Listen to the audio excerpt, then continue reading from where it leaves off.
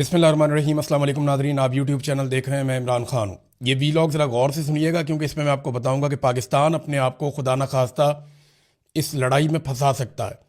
हमारे साथ क्या हो सकता है और सिचुएशन क्या है वो मैं आपको बाद में बताता हूँ, लेकिन पहले इस जंग में वो मरहला आ गया जो बहुत ख़तरनाक है और ये नहीं होना चाहिए। ये पूरा का पूरा जो खलीज है जिसमें Iran, Iraq, Saudi Arab, Kuwait, Bahrain, Qatar, UAE, Oman, ये सारे ममालिक जो हैं इनके अंदर तेल है और ये तेल की दौलत से माला माल है। ये लोग आज अमीर हैं तो इस वजह से कि इनके पास तेल की दौलत है और तेल से इन्होंने बेशुमार पैसा बनाया। अब तेल के कुएं अगर जलना शुरू हो जाएं तो ये पूरा रीजन जो है वो खंडरात में तब्दील हो जाएगा और वो जिस चीज़ का खतरा था वो हो गई और ईरान से इसका आगाज़ हुआ है और इराक के अंदर भी ये सिलसिला शुरू हो गया है। ईरान की जो ऑयल तनसीबात हैं उनके ऊपर शदीद तरीन हमला किया गया है। इसराइल ने दावा किया है कि 30 के करीब हमले किए गए हैं, यानी उनकी एयरफोर्स ने 30 के करीब बम मारे हैं और बहुत सारे जो ऑयल रिफाइनरीज और टैंकर्स इनके ऊपर अटैक किया गया है। ईरान ने कंफर्मेशन की है कि उनके 3 ऐसे डिपोज जहां पे वो तेल को स्टोर करते हैं वो तबाह हुए हैं और ऑयल रिफाइनरीज के हवाले से भी मुतजाद खबरें आ रही हैं। ये तो अगर नुकसान हुआ तो अरबों डॉलर का नुकसान है, बहुत बड़ा नुकसान है। और ईरान की ऑयल तनसीबात पर अगर हमला होगा तो ईरान इसका जवाब क्या देगा इसका भी आप अंदाजा कर सकते हैं। ये बहुत खौफनाक है। एक बात और आप अपने जहन में रखेंगे, ईरान ने इससे पहले एक धमकी दी थी और वो धमकी ये भी थी कि इसराइल की जो न्यूक्लियर साइट है जहां पे वो एटमी अपने मराकज़ उसने बनाए हुए हैं वो वहां पे भी उड़ाने की धमकी ईरान पहले दे चुका है। जबकि याद रखिएगा पूरे मिडल ईस्ट के अंदर तेल के कुएं हैं जिनसे अमेरिका भी फायदा उठाता है, इसराइल भी फायदा उठाता है और अगर ये मामला उस तरफ चला गया तो पूरा इलाका जो है वो बड़ी हौलनाक पिक्चर उसकी आपको नजर आना शुरू हो जाएगी।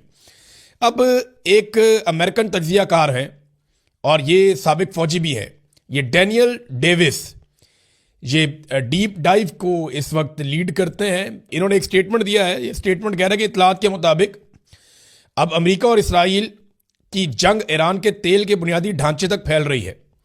ये वो कदम है जिसकी लिंडसे ग्राहम महीनों से वकालत कर रहे हैं, यानी वो पहले से खबरदार कर रहे हैं कि ये हो सकता है। अगर ये सच है तो इस बात का इम्कान बढ़ जाएगा कि ईरान भी जवाबी कार्रवाई में इसराइल के तवानाई के अहदाफ को निशाना बनाए, या इससे भी ज़्यादा खतरनाक सूरत हाल ये होगी कि वो खित्ते में अमरीका के इत्तहादी खलीजी ममालिक की तेल की तनसीबात पर हमला कर दे। इससे जंग इस तरह फैलेगी जो आलमी तवानाई की सप्लाई में तोसी और देर पा ताअत्तुल का बायस बनेगी। ये इकदाम ईरानियों को घुटने टेकने पर मजबूर नहीं करेगा, लेकिन इससे मशरिक़ वस्ता में तशद्दुद और इंसानी तकलीफ में बहुत इजाफा होगा। ये बात आप जहन में रखें नाजरीन कि ये आग से अब खेलना शुरू हो गया अमेरिका और इसराइल। फ्रस्ट्रेशन बहुत ज़्यादा बढ़ रही है ना। ईरान को रोकने की वो तमाम कोशिशें कर रहे हैं कि वो सरेंडर कर दे। सुप्रीम लीडर को शहीद कर दिया गया, इसके बावजूद ईरान ने सरेंडर नहीं किया। बच्चियां शहीद हो गई, लगभग 1,500 लोग ईरान में शहीद हो चुके हैं अब तक, इससे कुछ कम है, लेकिन ईरान ने सरेंडर नहीं किया। बड़ा शदीद उनके इंफ्रास्ट्रक्चर का नुकसान किया गया और अब जो उनके तेल के ज़खायर हैं उनके ऊपर अटैक किया जा रहा है। अगर जवाबी कार्रवाई में ईरान भी यही करता है इसराइल में या जहां जहां पे अमरीकी वफादात हैं, मिसाल के तौर पे इराक के अंदर उन्होंने अटैक किया और अमेरिकन वहां से निकले। इराक से जो अमेरिकन निकल निकल के जा रहे हैं वो सारे वो हैं जो तेल के कारोबार से मुंसलिक हैं। ये सारे वो लोग हैं जो इराक से तेल निकालने का काम कर रहे हैं और अमरीकी कंपनियां इराक से तेल निकालती हैं, उससे बहुत पैसा बनाती हैं। यही चाहते हैं कि वो सारे खत्ते का तेल उनके कंट्रोल में आ जाए और पैसा डायरेक्ट अमेरिकन इकोनॉमी के अंदर जाए। यही उनका फॉर्मूला है हमेशा से। अब ईरान के उन्होंने जब ये वहाँ पे आग लगाई है और तबाही फैलाई है तेल के डिपोज पे और रिफाइनरीज पे, तो फिर ईरान ने इराक के अंदर ये किया है और अमेरिकन मफादात को नुकसान पहुंचाया। वहां पे कुछ कंपनीज के जो एसेट्स हैं उनके ऊपर अटैक भी किया ईरान ने। अब मिडल ईस्ट क्या इससे महफूज रहेगा, ये बहुत बड़ा सवाल है। सऊदी अरब ने कॉल करके बुलाया पाकिस्तानी फील्ड मार्शल को। सऊदी वजीर दिफा खालिद बिन सलमान ने मुलाकात की है फील्ड मार्शल आसिम मुनीर से और जो उन्होंने स्टेटमेंट जारी किया उस स्टेटमेंट से यानी ये तासुर दिया कि हमारा और पाकिस्तान का एक दफाई मुआहदा है, तो अब टाइम आ गया कि पाकिस्तान आके अपनी ड्यूटी पूरी करे। अब दिफाई मुआहदा तो बड़ा सेलिब्रेट किया गया था सऊदी अरब में, पाकिस्तान और सऊदी अरब के बीच में, तो फील्ड मार्शल वहां पहुंच गए। अब उन्हें सऊदी अरब की बात माननी पड़ेगी। क्यों माननी पड़ेगी, वजह मैं आपको बताता हूं। $6 अरब तो सीधा सीधा सऊदी अरब का हमारे कौमी खजाने में पड़ा हुआ है। हमारे रिजर्व्स के अंदर $6 अरब जिसे हम बार बार वो करवाते हैं, रूल ओवर करवाते हैं, वो सऊदी अरब का पैसा पड़ा हुआ है हमारे पास। और बार बार हम उनसे उधार तेल भी लेते हैं, उनसे इमदाद भी लेते हैं। ये सारी चीज़ें आप बार बार जो लेते हैं। और एक दिन पहले सऊदी अरब ने यह भी खबर दी, उन्होंने बाकायदा खबरदार किया कि हम इमदाद बंद कर रहे हैं क्योंकि आप इमदाद को गलत इस्तेमाल करते हैं, इस बात का खदशा है।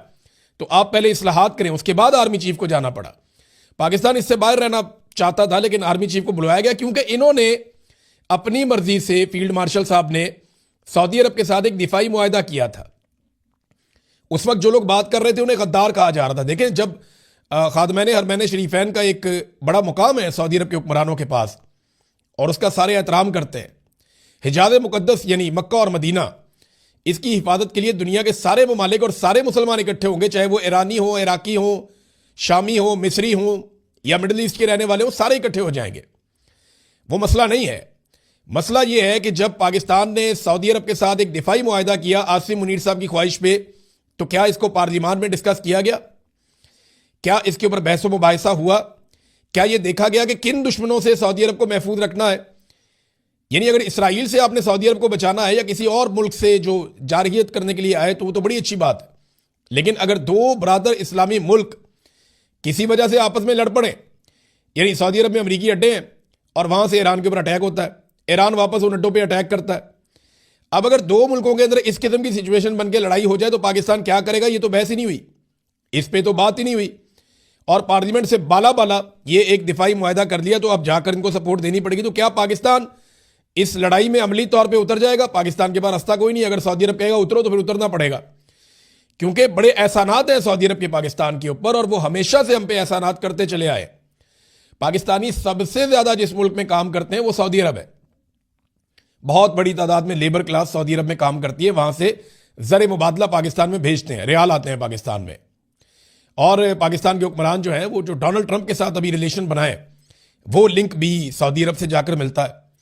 तो फील्ड मार्शल गए और अब इनकार करने की गुंजाइश है नहीं। तो क्या अगर सुलह नहीं होती और मामला हल नहीं होते, क्योंकि DGISPR का भी इसके ऊपर एक स्टेटमेंट जो है वो मार्केट में फ्लोट कर रहा है और उसकी भी मुझे समझ नहीं आ रही, उसका सरपाव नहीं है। देखिए, पाकिस्तान को वही करना पड़ेगा जो सऊदी अरब कहेगा। बड़ी ऑड पोजीशन होगी पाकिस्तान की। अल जजीरा ने इसके ऊपर बाकायदा एक रिपोर्ट छापी है। अल जजीरा का यह कहना है कि पाकिस्तान फंस गया बीच में। दो बरादर इस्लामी मुल्क हैं। देखें, अगर पाकिस्तान इनमें से किसी एक की तरफ से भी लड़ता है तो पाकिस्तान में फिरका वारियत का बड़ा मामला हो जाएगा। यह शिया सुन्नी मामला पाकिस्तान के अंदर आ जाएगा, जिससे पाकिस्तान ने काफी हद तक जान छुड़ाई है। अब हमें इन दोनों मुल्कों के बीच में सुलह के लिए किरदार अदा करना चाहिए, ना कि एक फरीक बनना चाहिए। क्योंकि जो सऊदी अरब के वजीर दिफा हैं, बहुत मोहतरम है हमारे लिए, उनका जो एक स्टेटमेंट है उसमें उन्होंने पाकिस्तान और सऊदी अरब को एक फरीक और ईरान को दूसरा फरीक बताया। तो टेक्निकली आप समझ जाएं कि पाकिस्तान के army chief field marshal Asim Munir ने पार्लियामेंट से बाला बाला जो दिफाई मुआहदा किया सऊदी अरब के साथ, देखिए उन्हीं की ईमा पे हुआ ना। ये बेचारे तो कुछ भी नहीं है, किसी खाते में नहीं, ना 3 में ना 13 में। हुक्मरानों की तो औकात ही कोई नहीं है। पार्लियामान में आता तो अपोजिशन भी अपनी राय दे लेती, लेकिन ऐसा कुछ किया नहीं गया। अब वजीर दिफा किधर है? देखिए, सऊदी अरब की जानिब से सऊदी वजीर दिफा बैठे हैं, तो पाकिस्तान की जानिब से पाकिस्तानी वजीर दिफा भी बैठने चाहिए। और मैं एक और चीज नोट कर रहा हूं कि काफी अरसा हो गया है लगातार जब जब आर्मी चीफ सऊदी अरब जा रहे हैं तो उनकी कोई नई तस्वीर मोहम्मद बिन सलमान के साथ नहीं आ रही। मैं उम्मीद कर रहा था इस मौके पर जब वो जाएंगे तो उनकी तस्वीर जो आएगी वो मोहम्मद बिन सलमान के साथ आएगी, लेकिन मैंने देखा कि मोहम्मद बिन सलमान के साथ नहीं आई। उनके भाई हैं उनके साथ आई है, खालिद बिन सलमान के साथ। तो ये एक अजीब चीज है। पाकिस्तान इसमें से कैसे निकलता है? मेरी तो दुआ है कि ये जंग खत्म हो जाए और पाकिस्तान किसी बड़े इम्तिहान से बच जाए। अब आ जाए ख्वाजा आसिफ, वजीर दिफा की तरफ। वजीर दिफा जो है वो सहमा हुआ है, डरा हुआ है, खौफजदा है। एटमी ताकत का वजीर दिफा, वो क्या कह रहा है? We will be targeted 1 by 1। हमें बारी बारी निशाना बनाया जाएगा, शिकार किया जाएगा, क्योंकि हमें इत्तफाक नहीं है, हमें अल्लाह पे भरोसा नहीं है, हमारा अल्लाह पे एतकाद नहीं है। आज फलस्तीनियों और ईरानियों को मारा जा रहा है, निशाना बनाया जा रहा है। कल gradually all will fall prey to missionaries of Zionist and their cords. अब ये जनाब ख्वाजा आसिफ साहब हैं, वो कह रहे हैं कि जो ये सेहूनी गिरोह है उनका निशाना कल हम भी बनेंगे सारे। आज ईरानियों को और निशाना बनाया जा रहा है फ़लस्तीनियों को। ख्वाजा आसिफ सहमे हुए हैं, डरे हुए हैं, वो बात कह रहे हैं कि ईरानियों के साथ जुल्म हो रहा है, सेहूनी उनके ऊपर जबर कर रहे हैं। वज़ीर आज़म और आर्मी चीफ वो स्टेटमेंट दे रहे नहीं, ईरान गलत कर रहा है, उसको ये नहीं करना चाहिए। तो पाकिस्तान की बड़ी अजीबोगरीब सिचुएशन है। वज़ीर दिफा किधर है, उसको जाकर ये बात करनी चाहिए थी, लेकिन वज़ीर दिफा को बाईपास किया पाकिस्तान के आर्मी चीफ ने। और ये कोई पहली दफ़ा नहीं हुआ, ये बार बार होता है, ये बार बार होता है। हम हमेशा से ये होता हुआ देख रहे हैं कि पाकिस्तानी सियासतदानों की किसी किस्म की कोई औकात नहीं होती। डोनाल्ड ट्रंप ने जो स्टेटमेंट दिया था ना, उसका टका के जवाब दिया है ईरान ने। डोनाल्ड ट्रंप ने कहा था ना कि ईरान ने माफ़ी मांग ली, ईरान ने यह कह दिया कि जनाब हम दोबारा हमले नहीं करेंगे, और इस बात का वादा भी कर लिया, ईरान ने माफ़ी भी मांग ली। ये सारे स्टेटमेंट दिए थे। अब इस पर ईरानी वज़ीर ख़ारजा इराक़ची का बयान आया, नहीं डोनाल्ड ट्रंप ने कहा ना वो तो बहुत मारा हमने और हम और बहुत ज़्यादा मारेंगे, हम बड़े अटैक करेंगे। उसके बाद वो उनकी जो तेल की तनसीबात हैं, जो तेल था, ज़खायर थे, वो सारे उनको आग लगा दी। तो इस पर डोनाल्ड ट्रंप का जो ट्वीट था या स्टेटमेंट था, उसका जवाब आया। ईरानी वज़ीर ख़ारजा इराक़ची ने कहा कि हमारे खित्ते में कशीदगी कम करने के लिए हमारे सदर ने जिस खलूस और खुलेपन का इजहार किया वो इस शर्त के साथ मशरूत था कि हमारे पड़ोसियों की फ़िज़ाई हदूद, सरजमीन और पानी को ईरानी अवाम पर हमले के लिए इस्तेमाल ना किया जाए। ताहम सदर ट्रंप ने हमारी सलाहियतों, अज़म और इरादे का गलत अंदाज़ा लगाया, जिसकी वजह से ये कोशिश फ़ौरन ही नाकाम हो गई। यानी यहाँ पे खित्ते में अमन होने लगता है, डोनाल्ड ट्रंप का स्टेटमेंट फिर आग लगा देता है। अगर मिस्टर ट्रंप तनाव में मजीद इजाफा करना चाहते हैं तो हमारी ताकतवर मुसल्लह अफवाज तवील अरसे से हर तरह की सूरत हाल के लिए तैयार है और इन्हें मुंह तोड़ जवाब दिया जाएगा। ईरान की जानिब से अपने दिफा के हक में की जाने वाली किसी भी जवाबी कार्रवाई की तमाम तर जिम्मेदारी अमरीकी इंतजामिया पर आयद होगी। ट्रंप की एक हफ्ते की गलत फहमी और गलत मुहिम जोई की वजह से जहां नौजवान फौजियों की जानों का ज़िया हुआ है, वहीं अमरीकी फौज को पहले से ही $100 अरब का माली नुकसान भी हो चुका है। मार्केटें दोबारा खुलेंगी तो ये अखराजात मजीद बढ़ जाएंगे और इसका बराह रास्त बोझ पंपिंग स्टेशनों के जरिए आम अमरीकी शहरियों पर मुंतकिल हो जाएगा। अच्छा, वो अब एक और खबर भी आई हुई है, वो उसका हवाला भी उन्होंने दिया ईरानी वज़ीर ख़ारजा ने, और खबर आई है अमेरिका की 18 इंटेलिजेंस एजेंसियों की जानिब से। अमेरिका में ना 18 इंटेलिजेंस एजेंसियां हैं जो काम करती हैं अमेरिकन नेशनल इंटेलिजेंस एजेंसी के ज़ेरे असर। खबर यह है कि ईरान में रजीम चेंज मुमकिन नहीं है। ये 18 इंटेलिजेंस एजेंसियों की मुश्तरका रिपोर्ट आई है और ये खुफिया रिपोर्ट लीक हुई है वॉशिंगटन पोस्ट में, और वहाँ पे ये रिपोर्ट छप गई है। और भी कोई रिपोर्टें छपी हैं। 13 मिनट की एक वीडियो है, वो वीडियो उसके बारे में क्या है मैं आपको भी बताता हूँ थोड़ी देर में। आप हैरान हो जाएंगे कि किस किस्म के हकायक अब सामने आना शुरू हो गए हैं और अमेरिका में से सामने आ रहे हैं। उन्होंने कहा जी कि ये रिपोर्ट एजेंसियों की कह रही है कि ईरान के खिलाफ जंग हर सूरत में नाकाम हो जाएगी। मिस्टर ट्रंप के एलची को भी खबरदार किया था कि जंग शुरू करने से पहले उनकी सौदेबाजी की पोजीशन बेहतर नहीं होगी। सवाल यह है कि क्या ये बातें सदर तक पहुंचाई गई थी। उन्होंने कहा जी कि सदर ने मशरिक़ वस्ता में एक दलदल में खुद को और अपनी फौज को फंसा दिया है और नेतन्याहू ने डोनाल्ड ट्रंप का कंधा इस्तेमाल करते हुए अमेरिका को जंग के अंदर धकेल दिया है। ये इस किस्म का इनका स्टेटमेंट है, इन्होंने जवाब दिया है डोनाल्ड ट्रंप को। अब आ जाए नाजरीन उस 13 मिनट की वीडियो की तरफ।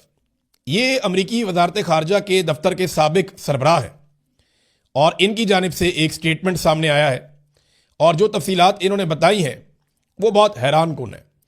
वो ये कहते हैं कि मैंने सुबह 13 मिनट की एक वीडियो देखी, CNN से नहीं बल्कि इसराइल के अंदर से एक हकीकी वीडियो मैंने देखी जो मीडिया पे भी नहीं आई। ये बिल्कुल वादे था कि इसराइल शदीद हमलों की जद में है। मेरा ख्याल है कि नेतन्याहू 90% वक्त जहाज के अंदर ही गुजारता है और मुसलसल प्रवास करता रहता है। वो मैदान जंग से अपने आप को दूर रखने की कोशिश कर रहा है क्योंकि वो जानता है कि सबसे बड़ा हदफ वो खुद है। साथ ही उन्होंने बताया कि तिल अवीव इंतहाई शदीद और मुसलसल हमलों की जद में है। ये कोई लहर या वक्फे से होने वाला हमला नहीं है, मगर लगातार मुसलसल तौर पे बेरहमाना हमले हो रहे हैं इसराइल के ऊपर। मजीद ये कि इस 13 मिनट की वीडियो के आखिरी हिस्से में यह देखा जा सकता है कि जैसे जैसे वक्त गुजरता गया है इसराइली फिजाई दिफाई मिसाइलों की फायरिंग कम होती गई है और आखिर में आखिरी 60 सेकंड में कोई इसराइली दिफाई मिसाइल फायर नहीं हुआ।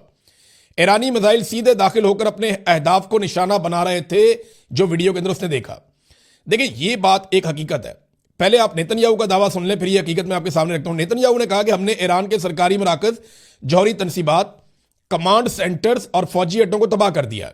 इसके अलावा असला फैक्ट्रियां, मिसाइल डिपो और सैकड़ों बैलिस्टिक मिसाइल लॉन्चर्स को भी निशाना बना दिया। ये नेतन्याहू ने कहा है।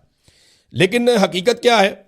हकीकत यह है कि बहुत सारी जगहों पे डिकॉयर्स लगाए हुए हैं ईरानियों ने। ये लोग हैरान हो रहे थे, ये बहुत पुरानी टेक्नोलॉजी है।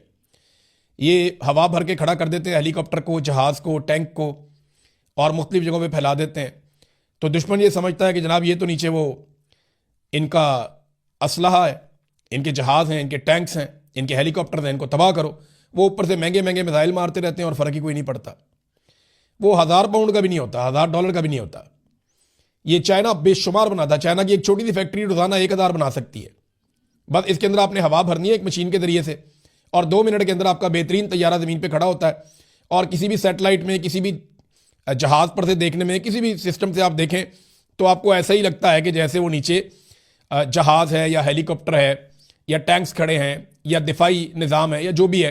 वो ईरान ने डिकॉयर्स लगाए, उनके ऊपर बार बार अमेरिका अटैक करता है। कई जगहों पे तो ज़मीन पे पेंट कर दिया उन्होंने।